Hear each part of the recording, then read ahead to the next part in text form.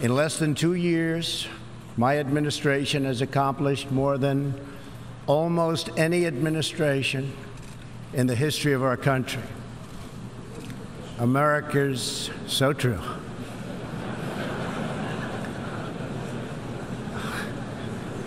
Didn't expect that reaction, but that's okay.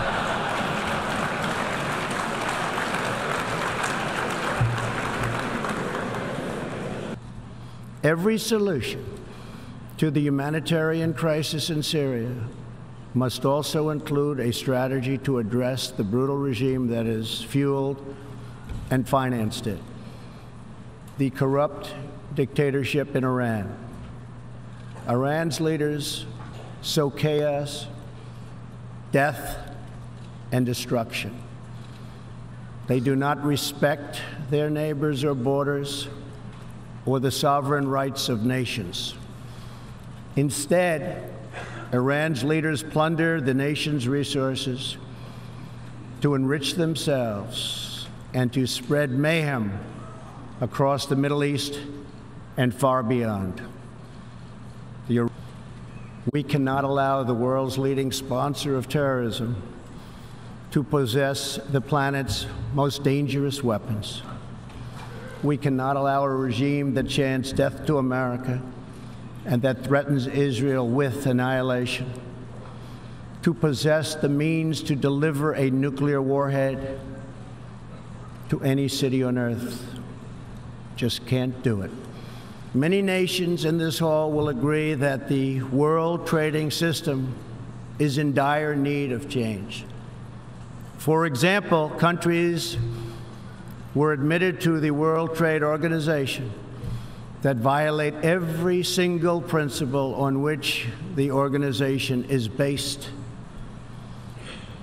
While the United States and many other nations play by the rules, these countries use government-run industrial planning and state-owned enterprises to rig the system in their favor. They engage in relentless product dumping, forced technology transfer, and the theft of intellectual property. I spoke before this body last year and warned that the UN Human Rights Council had become a grave embarrassment to this institution, shielding egregious human rights abusers while bashing America and its many friends. So the United States took the only responsible course. We withdrew from the Human Rights Council, and we will not return until real reform is enacted. For similar reasons, the United States will provide no support in recognition to the International Criminal Court. As far as America is concerned, the ICC has no jurisdiction, no legitimacy, and no authority. The ICC claims near universal jurisdiction over the citizens of every country, violating all principles of justice, fairness, and due process. We will never surrender America's sovereignty to an unelected, unaccountable global bureaucracy.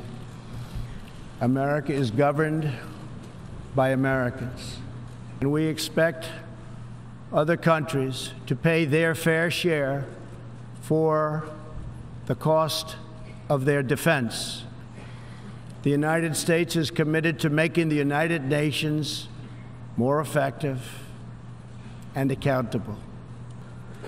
As part of our reform effort, I have told our negotiators that the United States will not pay more than 25% of the UN peacekeeping budget. This will encourage other countries to step up, get involved, and also share in this very large burden. And we are working to shift more of our funding from assessed contributions to voluntary, so that we can target American resources to the programs with the best record of success. Only when each of us does our part and contributes our share can we realize the UN's highest aspirations. We must pursue peace without fear, hope without despair, and security without apology.